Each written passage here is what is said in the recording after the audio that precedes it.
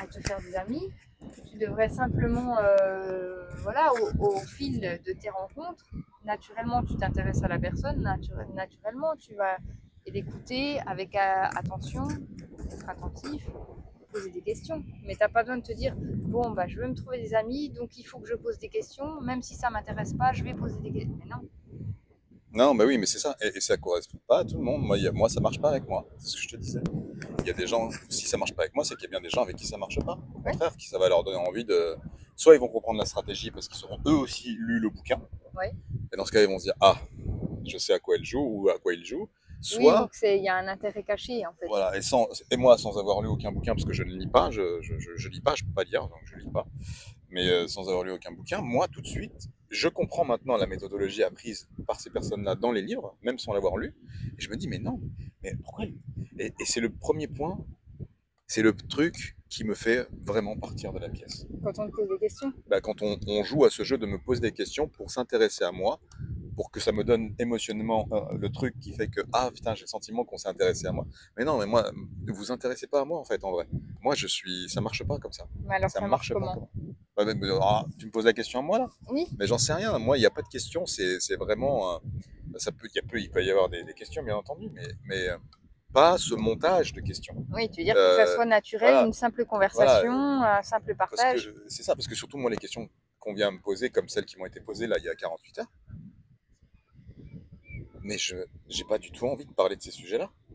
Du coup, moi, ça m'oblige à parler d'un sujet parce que je veux pas faire de tort à la personne qui me pose des questions. Tu vois, là, je suis bienveillant parce que je me dis si elle me pose des questions, c'est que ça l'intéresse vraiment.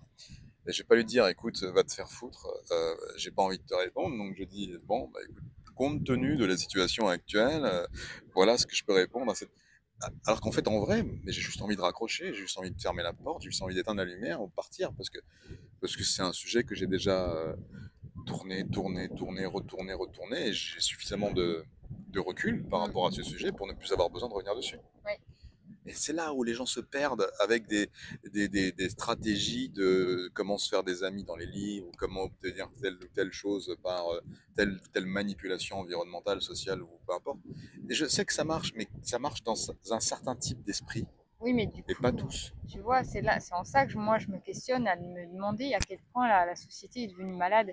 C'est-à-dire que les gens ne savent plus, on ne sait plus interagir les uns avec les autres. En plus de ça, même si tu es quelqu'un de droit, d'honnête et d'authentique et de bien, bah finalement, tu es confronté à des gens qui ne le sont pas et qui cherchent à te manipuler. Donc tu deviens toi-même, comment dire, méfiant. Ça te ferme aux autres. Et en fait, c'est comme si la société était rentrée dans une espèce de spirale infernale où on ne peut plus interagir les uns avec les autres de manière simple, naturelle et spontanée. Ouais. Et c'est alors que c'est Ouais. ça qu'on devrait retrouver. Oui, et Pas ça, chercher. ça on l'a perdu, mais malheureusement avec les réseaux sociaux. Alors, évidemment, les réseaux sociaux, j'en dis pas que du mal, hein, j'en dis du bien aussi. Mais évidemment, avec cet essor des réseaux sociaux, c'est la porte ouverte à ce qu'on te suggère de lire tel truc, d'observer tel machin, de faire telle technique. Et puis les réseaux sociaux inspirent. Ils inspirent aussi par. Il y a des contenus inspirants. Et c'est bien de pouvoir inspirer les autres. Mais, mais malheureusement, ça en devient pervers parce que tout le monde perd un peu son identité Ouais. à faire comme d'autres ont l'air de faire sur telle sphère sociale ou telle autre sphère sociale, parce que c'est comme ça que les gens interagissent entre eux. C'est comme ça qu'on l'apprend, en tout cas, au travers des médias. Avant, c'était les médias publics, télévision, tout ça. Maintenant, c'est les réseaux sociaux. Après, il y a les films, hein, évidemment, les films, les séries qui participent à l'apprentissage des gens. Et on apprend tous de quelqu'un d'autre en observant. Donc, on fait tous du mimétisme social.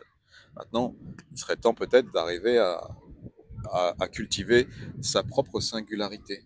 Et c'est ça qui nous manque. C'est ça. À force de lire tous les mêmes livres, de regarder tous les mêmes vidéos, de regarder toutes les mêmes techniques d'approche, euh, qu'est-ce qui reste de réellement authentique? Oui, mais c'est ça. Puis en plus, au travers des réseaux, il y a plein de gens qui prônent l'authenticité, le fait de rester intègre, etc. Mais en fait, je me dis, mais moi, la sensation que j'ai, c'est qu'on est sorti d'un schéma pour aller rentrer dans un autre type de schéma, en pensant que le nouveau va être beaucoup plus riche, avec plus de valeur, plus de dignité, d'authenticité. Alors qu'en fait, non, je pense sincèrement qu'on peut se fourvoyer là-dedans encore. on sait plus, c'est devenu très compliqué de simplement être. Oui, alors que c'est très simple d'être. En vrai, tu respires, tu manges, tu regardes, tu observes. Là, regarde ce qu'on fait là.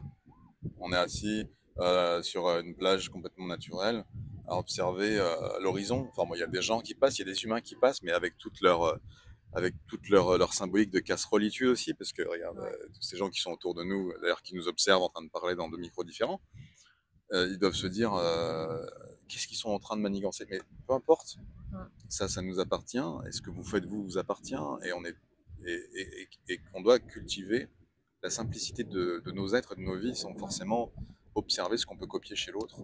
Bon, après voilà, je me suis un peu égaré Et dans mon discours, mais enfin, tu parles ça, d'observer et de copier les autres, mais là, en étant sur la plage, je me dis, il y a plein de... Moi, ce que j'aime observer, c'est les enfants quand ils sont petits.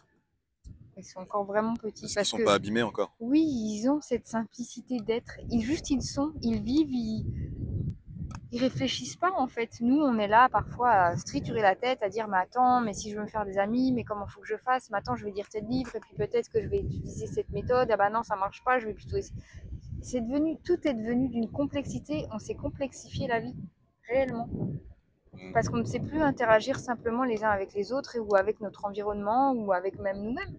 Il y en a qui y arrivent, mais ils sont dans des cercles privés, des Oui, cercles fermés. Mais pourquoi est-ce que ces cercles sont aussi restreints?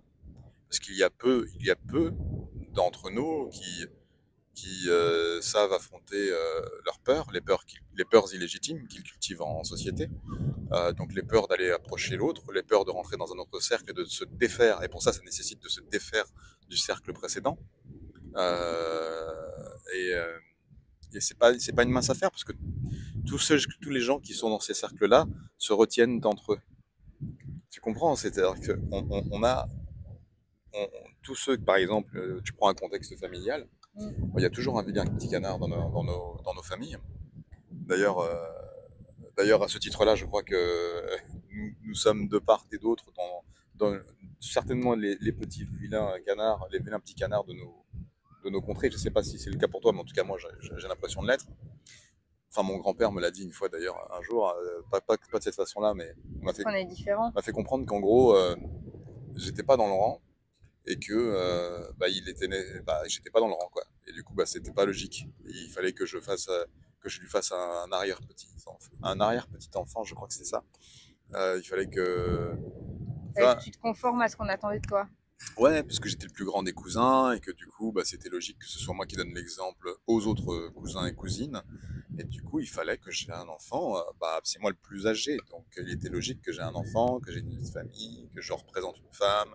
Alors, évidemment, ça ne s'est pas passé du tout comme ça, puisque mes intolérances l'ont emporté. Mais, mais voilà, je prends cet exemple-là parce que, en gros, nos familles ne veulent pas qu'on s'échappe du schéma. Oui, Et ils ne savent même pas eux-mêmes pourquoi ils ne veulent pas ça, hein. C'est pour ça que je parle de peur illégitime. Non seulement c'est une peur illégitime chez nous, mais c'est aussi une peur illégitime chez eux qui la projettent sur nous. oui, c'est ça. Voilà. Et ça n'a aucune légitimité d'être. Mais malheureusement, on a beau le savoir, hein, je dis on, je parle pas forcément de toi et moi, mais les gens qui savent que ces schémas et ces phénomènes existent, ils le répètent quand même, ils restent coincés dedans. Ils n'osent pas aller dans d'autres cercles. Alors que ces autres cercles, s'ils ne sont pas bien dans les premiers, ils ont plus de chances d'être bien dans les seconds. Même si peut-être ils se tromperont, peut-être que ce sera juste temporaire, mais au moins ils auront touché. Ils auraient touché ce cercle, pénétré peut-être même le cercle pour savoir si les courbes à l'intérieur de ce cercle leur conviennent. Si la réverbération à l'intérieur de ces cercles leur Oui, convienne. et après, ce qui est complexe aussi, je trouve, c'est que parfois, quand tu es dans ton cercle, que ce soit professionnel ou ta sphère familiale ou peu importe, finalement, tu adoptes souvent le comportement qu'on attend de toi. Parce que tu as donné l'habitude d'avoir tel comportement, telle image, et tu t'es façonné à travers ça. Et finalement, avec les années, tu peux changer, tu fréquentes d'autres gens, tu fréquentes d'autres sphères, et donc tu te détaches un petit peu de ce que tu étais. Mais finalement, quand tu retrouves ta famille à Noël ou que tu retournes voir des amis il y a longue date, etc., finalement, ce que tu vas donner, ce que tu vas montrer, ce que tu vas donner à voir, c'est un petit peu ce que le toi que tu étais avant, parce que finalement tu te conformes à ce que les gens vont attendre de toi, et c'est un processus qui est complètement inconscient, je pense, mais c'est compliqué en fait de pouvoir interagir et d'être pleinement soi-même. Finalement, on adopte toujours des comportements qui sont un peu tronqués. Ouais, enfin, moi, je les adopte quasiment pas. C'est ce qui fait que ça crée beaucoup, beaucoup de friction entre moi et l'entourage qui m'approche. Puisque justement, moi, mon problème, il est là. C'est que, enfin, problème. Ah oui, ça, il faut pas que je dise le mot problème, attention, parce que c'est pas bien. Mais cette particularité, elle est là. Je suis tellement, je peux plus faire autrement que d'être moi-même. Donc c'est pour moi, c'est normal. C'est ma normalité. Et du coup, les gens comprennent pas. Oui, parce que Les gens comprennent c'est pas. pas le gars qui sont connus il y a 20 ans en arrière. Voilà, avant je faisais des efforts. Avant je faisais de la sociabilité, comme je le dis si bien. J'ai inventé un mot, mais c'est ma marque de fabrique. Avant, et je sais toujours le faire. Je sais le faire. Mais ça me bouffe tellement d'énergie que là, ça fait des années que j'ai arrêté. Et quand je me remets en contexte social, évidemment, je donne un peu le change. Je mets la vitrine, tu vois. Ouais. Comme on le fait au-delà des smartphones. Chacun de part et d'autre, là, vous êtes derrière une vitrine et nous sommes derrière une vitrine. Donc ce sont des vitrines déformantes. Hein. De toute façon, quoi que vous en pensiez, peu importe l'authenticité qu'on y met, ce sont des vitrines déformantes.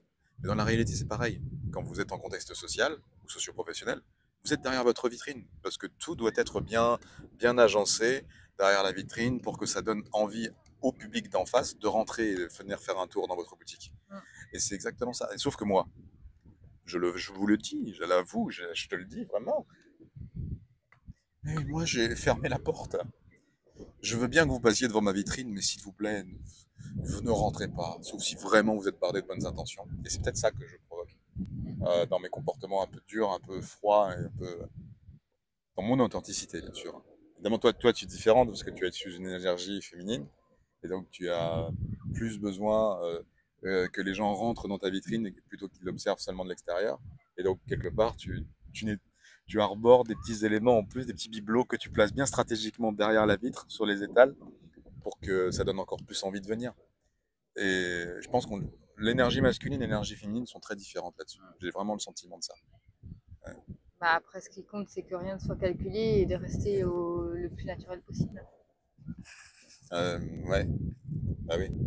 Ça, c'est le plus important. Mais qu'est-ce que tu penses, toi, qu'est-ce que tu penses, sans cracher dessus, hein, parce que les réseaux sociaux ont leur utilité, et aujourd'hui, je dois bien l'admettre, même si je chiais dessus il y a encore quelques années, les réseaux sociaux permettent les rencontres, justement, ce type de rencontres.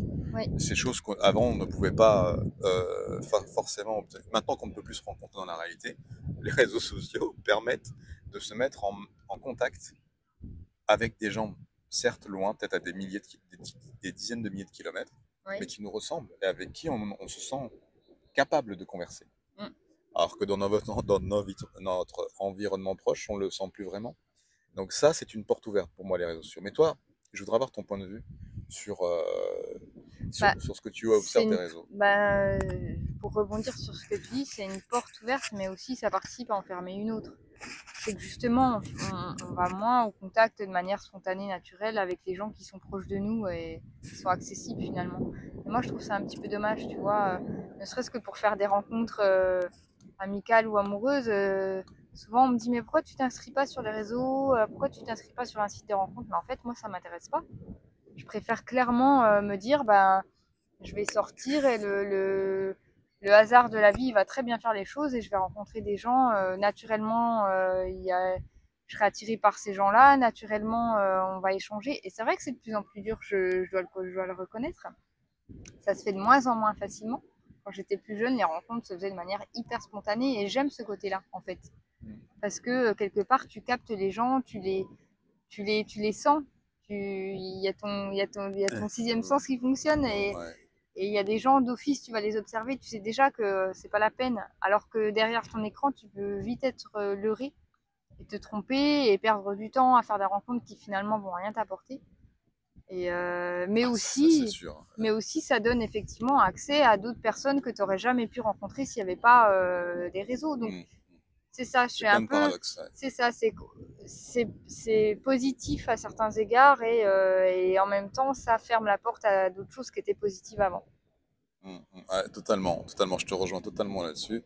Et ça fait du bien d'avoir ton point de vue parce que moi, j'ai ouvert les yeux sur cette idée il n'y a pas si longtemps que ça. Parce que moi, il y a encore comme je dis, quelques années, je, euh, je chiais littéralement sur l'avènement des réseaux sociaux.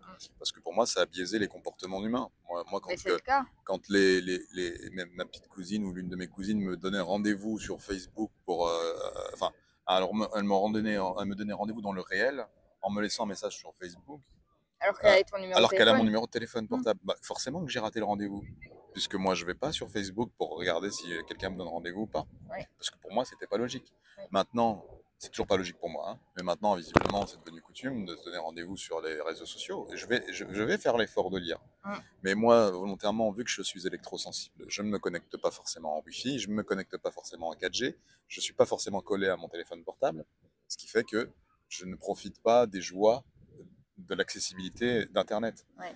Même si, ok, maintenant nous diffusons de l'information dessus, j'en diffuse depuis des années, j'ai commencé comme ça, c'est comme ça que j'ai fréquenté les réseaux sociaux. C'est parce que je diffusais de l'information. Mais je ne suis pas, pour le moins du monde, je ne suis pas spectateur. Même si, voilà, j'essaye de me mettre à la page, mais je ne suis clairement pas intelligible, enfin, de manière intelligible, je veux dire, tant pis si je couperai pas la vidéo, mais euh, intellectuellement, je ne suis pas spectateur, c'est pas Mm. possible. Et ça d'autant plus que j'ai compris ce qui se passe dans l'esprit humain, à quel point on a abîmé les rapports humains à travers Mais c'est ça, les et écrans. en même temps, ce qui est complexe, je trouve, c'est que ça fait partie de l'évolution de notre société. Donc, quelque part, on n'a pas trop le choix que d'évoluer avec tout ça. Et en même temps, ça va un peu à l'antagonie de nos propres fondements et de nos propres valeurs. Donc, il faut savoir utiliser les choses avec intelligence et pas changer, pas nous-mêmes corrompre nos propres comportements. C'est délicat en fait. Mais toi, concrètement, comment tu fais pour rencontrer des gens là aujourd'hui? Bah, c'est difficile. Tu fais comment? Qu'est-ce que tu fais pour rencontrer des gens? Bah, j'essaie de faire des activités qui me correspondent, qui me plaisent. Et forcément, bah, dans les activités que je fais, qui sont des activités collectives, des cours, Voilà, par exemple, j'adore aller danser. Bah, peut-être que c'est un moyen de rencontrer des gens parce que c'est des gens qui partagent les mêmes passions. Ou parfois, j'ai pris, je sais pas, si je vais prendre un cours de cuisine, je le fais plus maintenant, mais à l'époque, bah voilà, c'était aussi un moyen de rencontrer parce que j'adore cuisiner. Enfin voilà, de faire des activités qui sont des passions communes avec d'autres personnes. Ouais. Mais honnêtement, ça me correspond plus complètement aujourd'hui. Et là, oui, c'est difficile de rencontrer des gens qui sont proches de qui je suis. Ouais, oui, parce ils sont peut-être un peu, comment dire, isolés, un peu comme bon nombre, ils osent pas s'afficher ici et là, et puis tout le monde a depuis cette fameuse période de confinement aussi qu'on a vécu, ça a beaucoup bousculé, ça a beaucoup changé la façon des gens d'approcher les autres en fait. Peu importe le biais, hein, c'est-à-dire peu importe que ce soit sur un vecteur social de réseaux sociaux, peu importe que ce soit associatif, peu importe que ce soit au détour d'un supermarché ou dans une station-service. Mm. Moi, je me souviens qu'avant, on m'arrêtait dans la rue, on parlait comme ça. Mais en fait, c'est ça, faut savoir provoquer un petit peu les choses et aller à la rencontre des gens. Moi, par exemple, j'adore aller au marché. Bah, au marché, je vais tout le temps papoter avec plein de gens. Oui, oui, Mais ça de c'est. manière très naturelle, mais parce que j'aime ça. Ouais, ouais. Et en tout cas, tu m'avais parlé de capter les gens là. J'ai eu une image en tête quand tu disais qu'on pouvait les capter en vrai. Et c'était, je sais pas pourquoi, j'ai vu une image où ça revient à la vidéo qu'on avait fait sur l'énergétique. Et tu vois, en ce moment, il y a une vague de gens qui sont totalement tout le temps connectés sur leurs réseaux sociaux. Mm. Tous les jours, Oui. tout le temps, à la même heure. Donc il y en a qui arrivent à gagner de l'argent avec ça, sans doute. Il y en a qui, qui créent une vraie communauté parce qu'ils sont tout le temps présents sur Internet. Et alors, à quoi, je sais pas comment ça fonctionne après comme type de communauté, qu'est-ce que ça leur apporte. Il y en a qui arrivent à vendre des biens et des services de par ce biais-là. Et puis il y en a qui aussi vendent, au-delà de devenir copains avec leur communauté, mais vendent des soins à travers les écrans. Alors, c'est-à-dire, je suis tombé dessus. Des soins énergétiques, tu veux Ouais, dire? je suis tombé dessus hier et ça m'a perturbé. j'étais pas la première fois que je tombais dessus, mais moi, j'essaye de pas regarder toutes ces choses-là. Mais quand je suis en face de quelqu'un, présent, je reviens par rapport au fait que tu disais, voilà, quand on est présent, en présence de quelqu'un, on ressent les choses. Quand tu es quelqu'un en présence et que il appose ses mains sur toi, Mm. je peux comprendre que l'interaction directe, même si l'histoire du vide n'existe pas vraiment, il n'y a pas de vide en vrai. Donc quelqu'un qui peut être ici peut interagir avec quelqu'un à 10 000 km, ça j'en suis convaincu. Mais pas derrière un écran, à mon sens. Pour moi, il n'y a pas besoin du vecteur Internet, du vecteur passerelle, du vecteur plein d'ondes Mm. pour pouvoir passer l'énergie. Oui. Et quand je vois des gens faire des gestes avec leurs mains devant les écrans comme ça, et d'autres qui sont là, et sous prétexte que leur cerveau a vu des gestes comme ça devant l'écran, ils ont le sentiment, et du coup ça vient d'une croyance personnelle, ils ont le sentiment, s'ils sont 200 ou 500 sur le live, à voir quelqu'un qui fait ça devant Oui, l'écran, ouais, ouais. ils doivent avoir le sentiment que les mains leur amènent quelque chose. Mais peut-être que de le voir, ça leur permet de se connecter plus facilement à l'énergie de la personne qui émet. Toi, tu penses que c'est ça? Je Ouais, sais pas. moi, C'est une théorie, j'ai envie de dire, mais je sais pas fondamentalement. je respecte hein, la pratique. Hein, c'est juste, j'ai du mal à comprendre, étant quand même passionné par l'énergie, par les lois de la physique quantique et tout ce qu'on ne maîtrise pas, Mm. évidemment. Le fait de passer à travers un écran et de Mais mettre les mains, l'énergie passe pas à travers l'écran. Moi, pour moi, l'écran, c'est un outil, comme tu pourrais prendre une photo, comme tu peux entendre la voix. ouais, Ça te ouais. permet juste C'est juste un outil qui te permet de te connecter plus facilement à l'énergie de l'autre, finalement. Toi, tu sens qu'il y a une vraie légitimité et qu'il y ait autant de personnes qui fassent ça et autant de gens qui regardent, ou tu penses, enfin moi c'est mon avis, je veux te donner mon avis. Mm. J'ai l'impression que beaucoup de gens sont perdus. Oui. Et que le simple fait d'avoir quelqu'un qui leur donne le semblant de les écouter et de les comprendre et de comprendre leur démarche, de se sentir mieux et de leur apporter un soin immédiat, payant ou pas, à travers un écran en live, en plein direct, moi je pense que dans la croyance de ces gens-là qui sont perdus, ça suffit à leur apporter, parce qu'ils y croient bien sûr, Oui, ça euh, fait comme un ce, effet placebo, un peu. voilà, et tant mieux si la démarche fonctionne, il n'y a pas de problème. Mais moi j'ai beau l'observer, j'ai beau avoir observé plein de praticiens en vrai comme à distance, ça, j'ai du mal à le comprendre. Mm. Donc si quelqu'un veut m'expliquer exactement en quoi le fait d'être sur un live derrière un smartphone et devant 500 personnes permet de guérir les 500 personnes ou de soigner les 500 personnes, je veux bien savoir. Parce que pour moi, c'est du one-to-one. J'arrive pas à imaginer qu'une personne face à 500 arrive à donner son énergie à 500 personnes. J'ai du mal. Oui, je sais pas. Son Moi, je énergie pense ou que partager sa l'énergie, vibration, peu elle a importe. pas de limite. Quelque part, elle est là. Et après, c'est plutôt la capacité de la percevoir et de la capter aussi, de l'accueillir. Mais Hmm. je sais pas. Mais regarde Franchement, un professeur de yoga qui est dans une salle avec 10 personnes. Dans la même salle, elle donne son énergie à 10 personnes. mm, Elle donne du temps, du soin, de l'accompagnement à ses 10 élèves. Bah, quand elle ressort de la séance, la professeure de yoga, elle est rincée. ouais, Elle ne le dit pas à ses élèves. ouais. Mais en vrai, va discuter en off avec elle, elle est rincée. Et qu'est-ce qu'elle va te dire? J'ai été vidée énergétiquement. Mm. Parce que c'est réellement profondément ce qu'elle ressent. Alors qu'elle était en présence de 10 personnes seulement. C'est pour ça, le fait de faire un soin à 500 ou 1000 personnes derrière un écran, moi, me dépasse un peu. Mm. Je comprends le côté illimité, mais, mais en même temps, là, il y a une dimension qui me manque. Quelque chose que je ne comprends pas. Ouais. Mais, mais je pense que ça en vient. Moi, vu que je suis particulier comme ça me fait rien. Mais je pense que ça en vient de la croyance, de vouloir accepter que ça nous a fait du bien. Et donc, par conséquent, oh putain, oui, on se sent mieux. Mm. Tu vois, Ouais. c'est un peu comme ce fameux livre que tout le monde lit là pour se faire des amis.